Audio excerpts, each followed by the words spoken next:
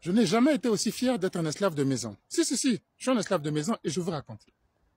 En 1908, lorsque la communauté internationale, la communauté belge tout particulièrement, est informée des affres et des conditions d'exploitation de l'État indépendant du Congo, actuel Congo-Kinshasa, État personnel du roi des Belges, des atrocités qui étaient commises, des mains coupées, des oreilles coupées, etc. L'indignation est telle que les Belges prennent des mesures pour retirer totalement l'administration de ce territoire au roi des Belges et la confier à l'État de Belgique. Et c'est le début de la colonisation belge officiellement. Et les services corporels sont interdits ainsi que le travail forcé. 2025, l'opinion publique africaine est informée des affres, des massacres, des liquidations commises par le régime de Ibrahim Traoré au Burkina Faso ou des familles entières. Et surtout des femmes, des vieillards et des enfants, très majoritairement sont massacrés dans des villages. Quelle est leur réaction? Tu étais là-bas? Est-ce qu'on t'a dit ça? C'est du mensonge. Les Belges, à l'époque, en 1908, vous croyez qu'il y en avait 1000 qui avaient vu le Congo, qui avaient même une idée de là où se situe ou à quoi ressemblaient les gens qui habitaient là-bas? Il n'y en avait pas. Mais par humanité, leur esprit a dit non, il faut qu'on arrête ça.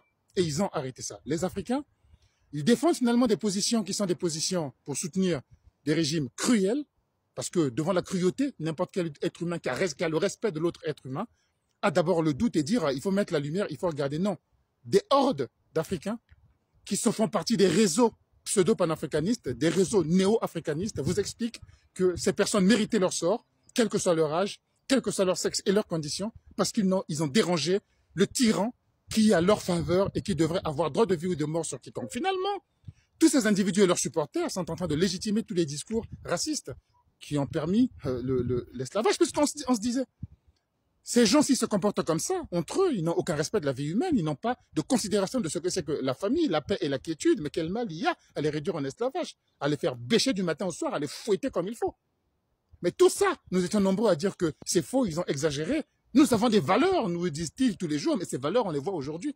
Ce sont les valeurs de l'acceptation de la mort de tous ces individus. Ce sont des valeurs totalement négatives, totalement humiliantes, totalement honteuses, bestiales, qui sont aujourd'hui en train d'être soutenues par ces gens-là, qui justifient finalement tous les discours de Arthur Gobineau, tous les discours de Lévi Brul, tous les discours d'Emmanuel Kant, qui ont été longtemps critiqués parce que ces discours déplacés, on n'en avait pas de preuves. Aujourd'hui, on en a. Baladez-vous sur des réseaux sociaux, rendez-vous compte de l'état de bestialité et de bassesse morale que de nombreux Africains expriment et qu'ils appellent la libération de l'Afrique. Ils sont en train de se libérer, mais sans doute de se libérer de la civilisation pour être de véritables sauvages, de parfaits animaux.